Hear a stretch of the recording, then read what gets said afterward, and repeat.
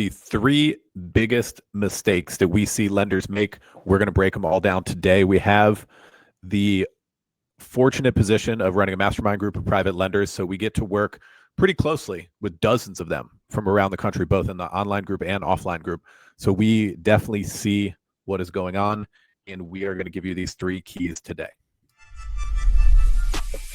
Welcome to the Private Lenders Podcast with your host from Hard Money Bankers, Jason Balin and Chris Haddon. This podcast is sponsored by hardmoneymastermind.com.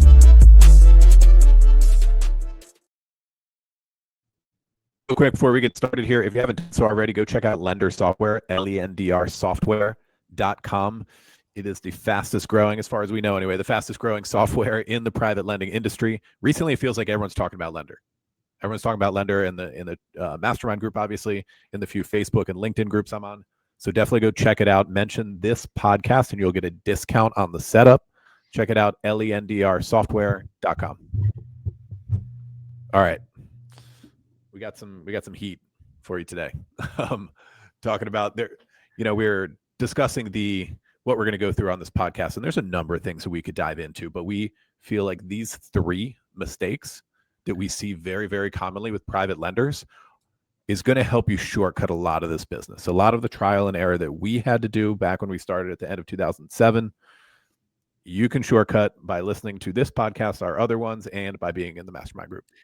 Too many lenders do not know their numbers. They just don't know their numbers. And it's like the weirdest thing to me, because like if you're going to invest in anything, buy a piece of real estate, right? A lot of lenders came from the real estate world to begin with. They were flippers. They own rental properties. Maybe they own commercial properties. You know, when you went and you flipped a house, did you rely on a real estate agent just to tell you what the property was worth? And, oh, hey, this is a good price, just buy it. I hope not. And don't get me wrong, asking advice from real estate agents, appraisers, other real estate investors, peers, things like that. There's nothing wrong with asking for advice, but you're the one with the economic interest in this thing. So you need to make sure you truly, truly, truly know your numbers, and not just your after repair value numbers. We were doing a coaching call with the group last week, and one of the hot topics was, a lot of lenders base everything off of the after repair value. Yes, that's a crucial number, knowing what your after repair value is. But what are other things that you need to understand? You need to know what the as-is value is, right? If the property never gets renovated or something happens to the borrower before they do any work, what does it matter what the after repair value is? You need to worry about the as-is value or the liquidation value, or what can you unload this property to for in the open market to another real estate investor very, very quickly so you can get your money back. So listen, I know lots of lenders that lend in different areas of the country. We like to stay focused, hyper local, until we really know a market or saturate a market before we can potentially expand. And typically when we expand with strategic partners that are local to that area and know those areas. Because how the heck, if you're on the East Coast, how the heck do you know anything about what's going on in the West Coast in real time? It's hard to lend over there. Sure, you get appraisals, BPO agents, real estate agents, things like that to help you, but that is challenging to know. I mean, there's deals 10 minutes from our office where, shoot, I got to dig into this a little bit, because this is a funky block and some of these things are block by block, or this is a funky neighborhood, or, hey, to a naked eye, this property is worth $50,000 in the neighboring property because it sits on the middle of a subdivision and the school district is divided in between. Little intricacies that, like, it's very, very hard to know. Now, I don't want this to scare people and not, jump into the world of lending, or potentially, be frightened and never do every deals. The point is you got to do the best that you can and do your own due diligence. And it's not just like, oh, the borrower showed me 3 comps, said it was worth $300,000, and Zillow said it was $300,000, and I'm just going to go off that. You need to do further due diligence, through either accessing MLS or having someone help you get access to actual formal comps, talking to other investors that are doing stuff. There's a lot of good online resources these days and tools to access a lot of stuff. When we started out, obviously we talked to all the borrowers and we went to every freaking property multiple times, talked to neighbors, talked to a lot of stuff, scouted MLS. We did probably overkill, but I think we learned a lot from that of what needs to go down that. But I think at the very least, if you're a newer lender, I really do believe you should be going to every property and understanding it, because here's another thing. And I know I'm going on a tangent because I think this is a very, very strong point. Have you ever done a property? Have you ever done a loan on a property? Have you ever invested on a piece of property where the neighboring house was an absolute disaster? You have a nice, fully renovated property and it's not selling because the neighboring house has a barking dog, has graffiti on it, is blighted in one way or the next, has a crazy neighbor who doesn't follow the HOA rules, whatever it is, it doesn't matter. And this could be an extreme example. All of a sudden, your property is jeopardized and at risk of not being as valuable as you think, just because that one little example. Also, another key point that Chris brought up in our coaching call with the group last week is not everybody's ARV is equal. If I'm flipping a house, if Chris is flipping a house, if you listening or watching are flipping a house, we're all going to sell the property for a different price point. That's just reality. I think everyone has this notion that oh, what's the ARV? Oh, it's $200,000. It's it might be $200,000, it might be 225, it might be 175. It depends on so much more. A real estate appraiser does not go into the backstory of the real estate developer or the fix and flipper to know what their qualifications are. They take a scope of work and they say, okay, for $60,000, the ARV is going to be 225. They don't know what their backstory is. They don't know if they have any experience in general. This is your job as a hard money lender, as an investor, as a professional, as an underwriter, as somebody who's responsible for your own cash or investor cash that you're raising, to determine what the value is at any given point of the loan, not just when the property is fully renovated, but on day one. What is your day one exposure when you write the loan? That was a good rant. That I was like, man, I want to jump in with this. I want to jump in with that, but you kind of covered it all. So I'm just going to emphasize a couple things for anyone watching or listening. So one, local knowledge. I'm glad you started with that, because unless you're in the area, you're not going to know if you can use if you're in Turf Valley, can you use a comp from Waverly Woods? Can you use a comp from Westmount? Maybe yes, maybe no. It might be the same square footage, but one of those neighborhoods goes to a different school district. So local knowledge is super important there. And then for the purpose of this podcast, we're just talking about residential stuff. Commercial, when it comes to this, is a bit of a different animal. So just talking about resi, you just have to be on MLS. You just need to be comfortable on MLS. And yeah, there's a good point that you said that we were talking about on the training call, that an appraiser or a BPO agent or a third-party inspector knows nothing about the borrower and what they are going to do to this property and how that's going to turn out and how to hedge your bets. Hedge your bets, meaning your loan amount, how much leverage you're giving. Because, let's be honest, whether it's the borrower giving you comps, you definitely shouldn't do that. An appraiser, maybe, BPO agent, maybe, third-party evaluation like Richer Values, they're going to give you the highest value. That's what they're trained to do. They're going to base their value on the best comps. And not everybody is House Buyers of America. They're a huge flipper here and elsewhere. They're doing the number one product on the block every time.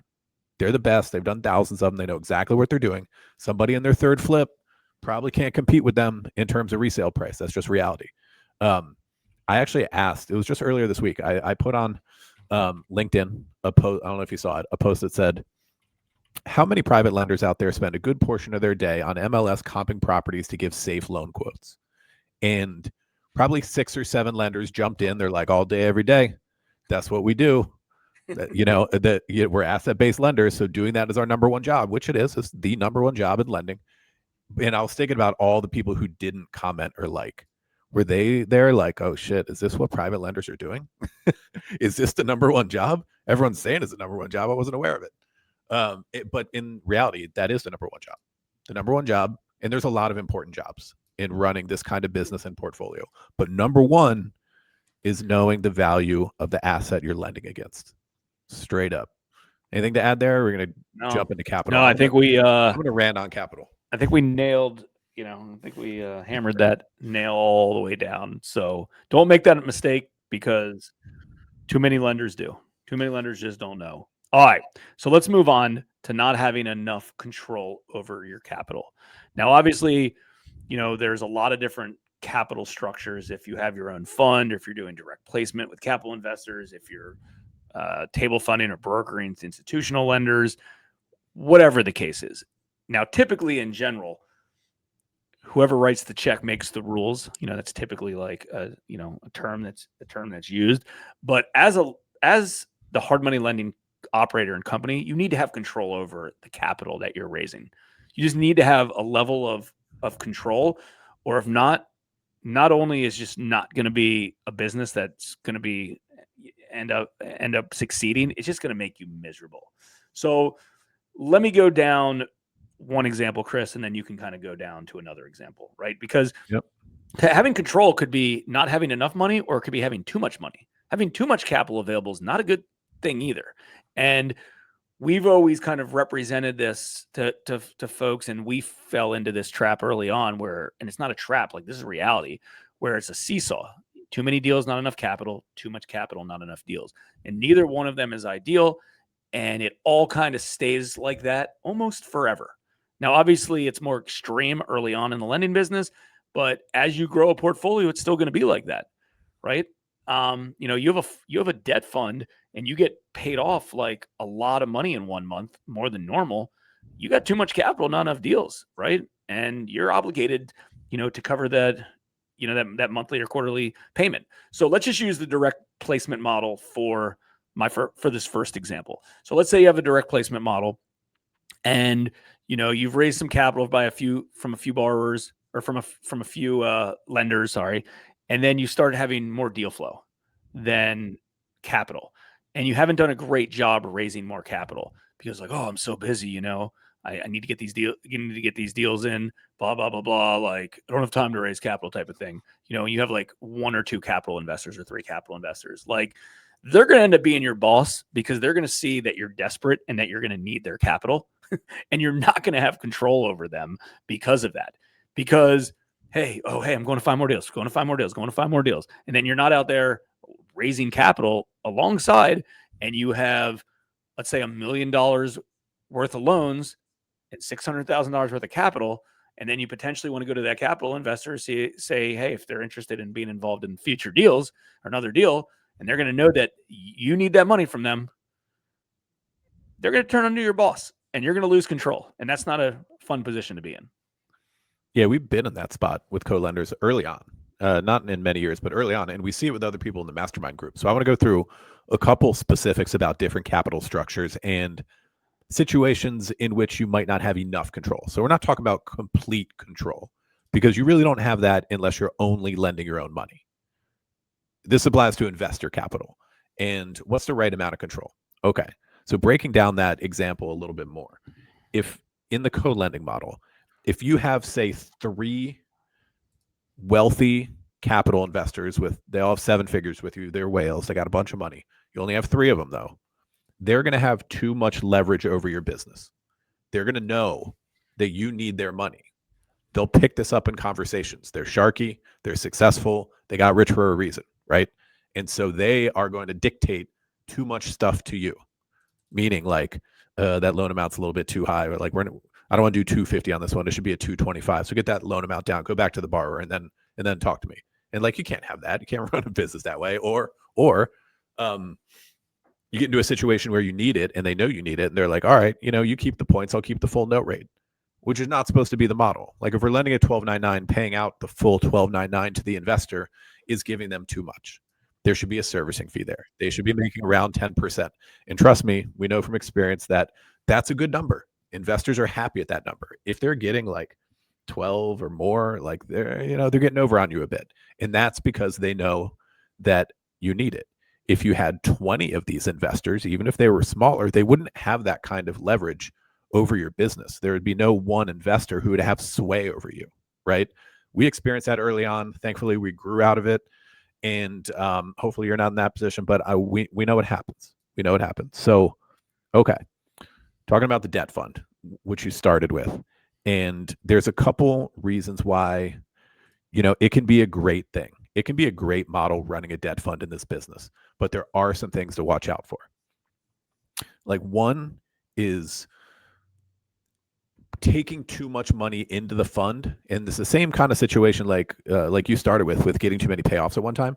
If you just take in too much too soon, you might be tempted to do deals that are borderline that you might not otherwise do, and that's a dangerous habit to be in.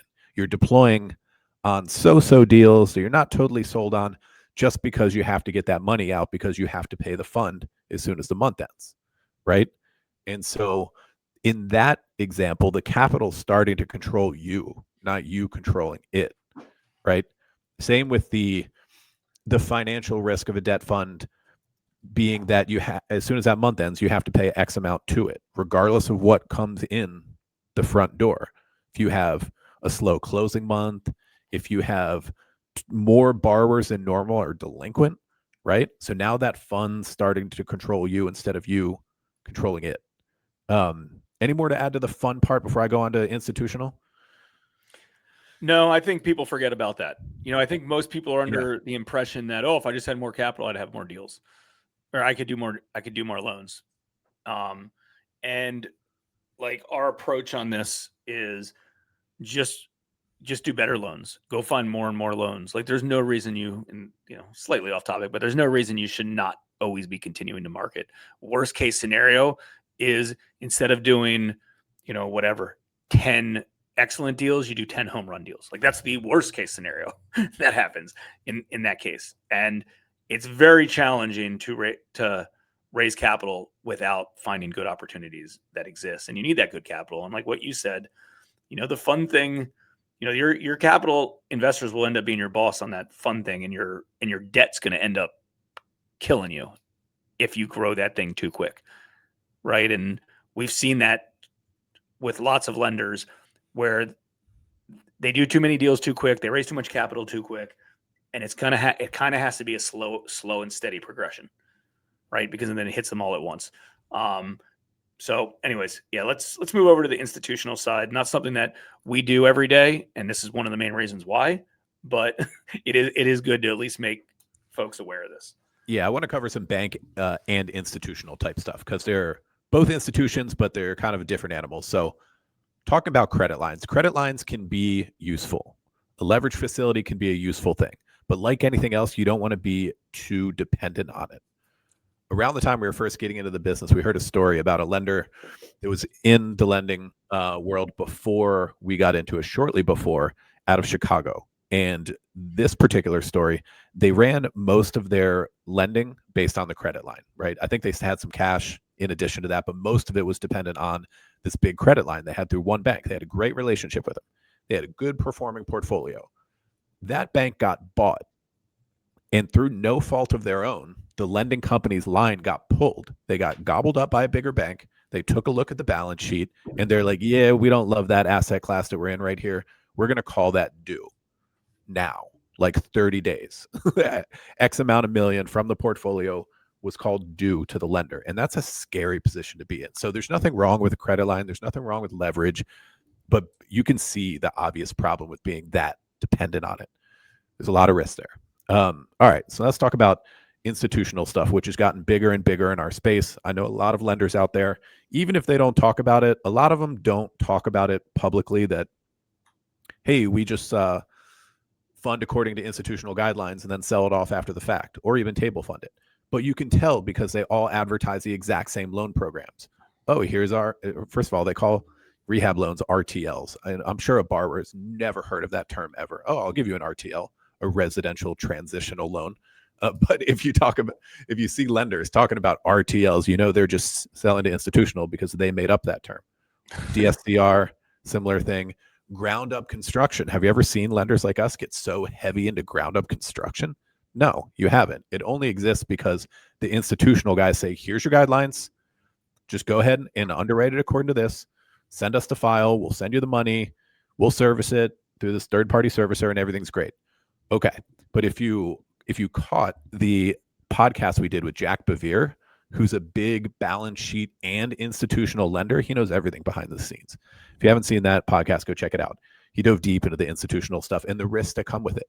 The reality is that Jack buys back DSCR loans every month, buys them back, right? Early payment default, whatever wasn't in the file, something fell off. The agreements are written by the institutions so that you have to buy them back. You're not going to win that litigation. You don't have a choice. So if you are currently selling to institutions, be aware of the fact that you don't have control over this. If they want you to buy back a default, you have to buy back that default. You're not going to win. You signed their agreement. You probably have to go litigate it in Manhattan. You're not going to win this shit. You're not going to beat Wall Street at the finance or legal game.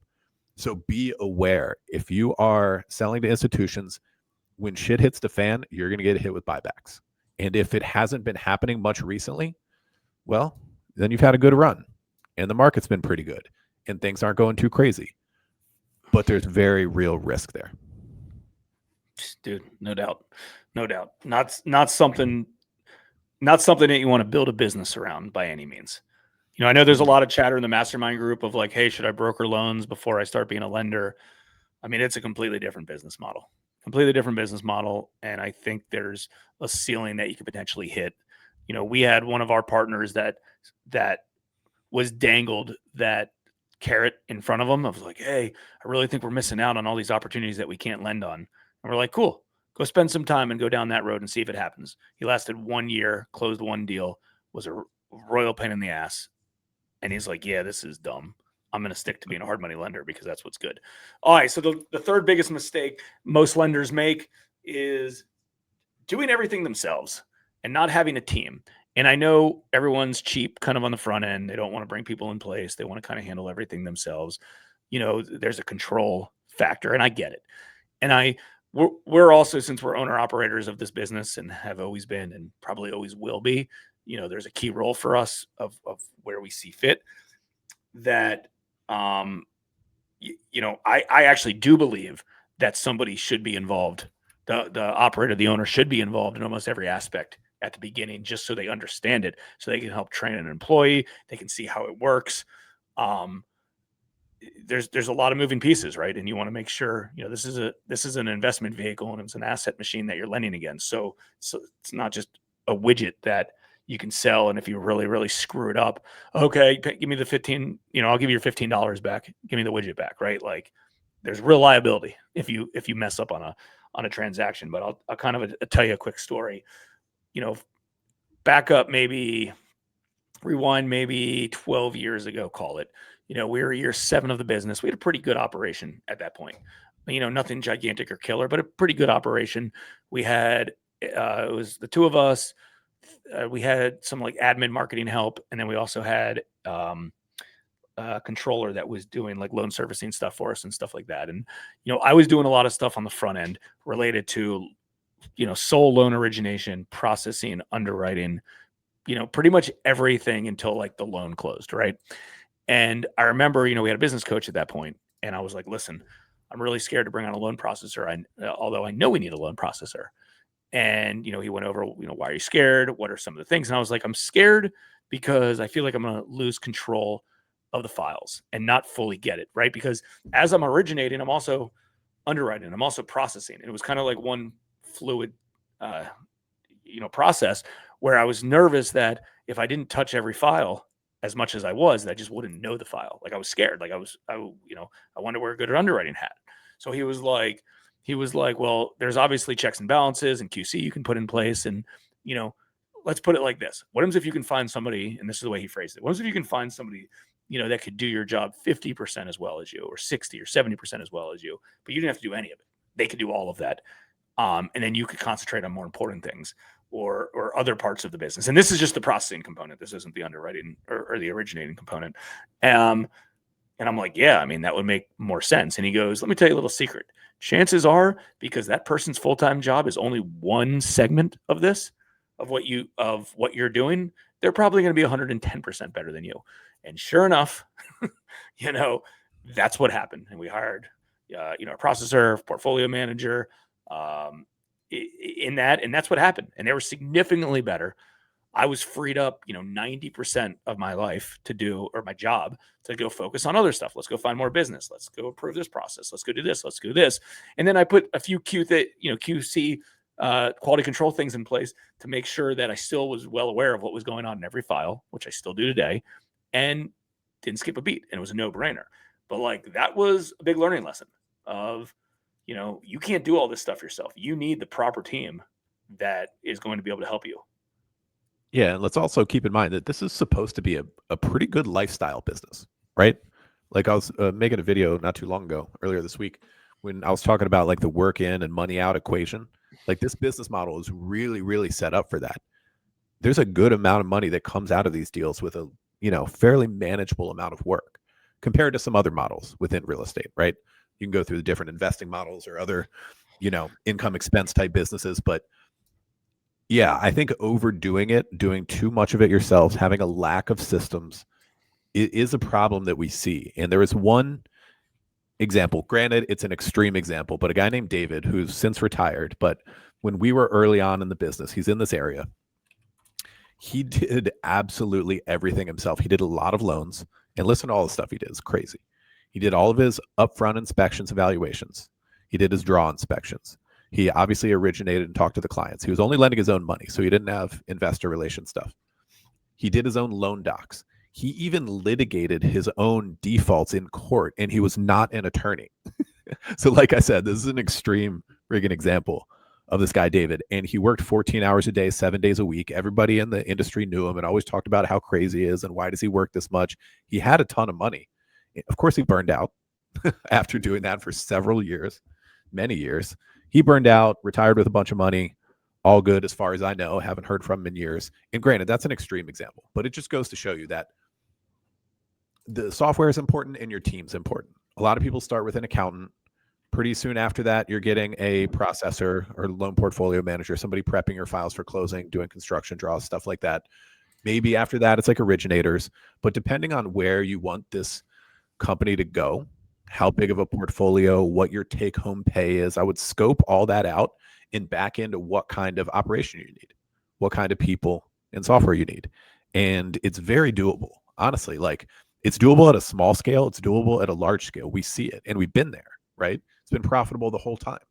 Like, you could be somebody lending a few $1,000,000 of your own money with a small team, maybe one person, and you're doing the important stuff, underwriting, especially managing defaults, and have a really, really profitable operation and great lifestyle business. You can also ratchet that up to like 20 mil.